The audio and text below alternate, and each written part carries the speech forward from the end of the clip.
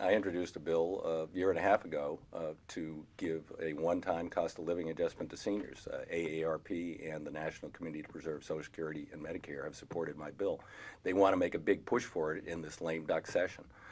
I've been having to educate my colleagues. They don't get it. A lot of my colleagues don't understand. They're saying, well, there's no inflation. I said, no inflation. Do you know that they're having to pay more for their Medicare Part D benefit? Their other prescription costs went up. The Consumer Price Index does not measure meaningfully their costs for their house or their fuel or the electricity for their house, the fuel for their car. I mean, the CPI index is defective for the country as a whole. But for seniors, it's just dead wrong. In fact, I've also got legislation to create a new index which would look at costs that seniors incur versus the index we use today, which is very heavily weighted toward high-tech and consumer goods and stuff like that seniors don't buy.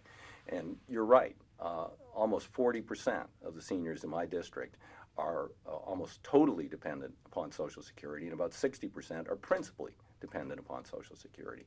And if they don't get a little bit of an increase, they're going to have to cut something else out of their budget, and they're living on the edge anyway. So I'm pushing my bill. The president said about a year ago he would support that, and now we're concerned about not borrowing more money in Washington, so I figured out a way to pay for it. It's pretty simple.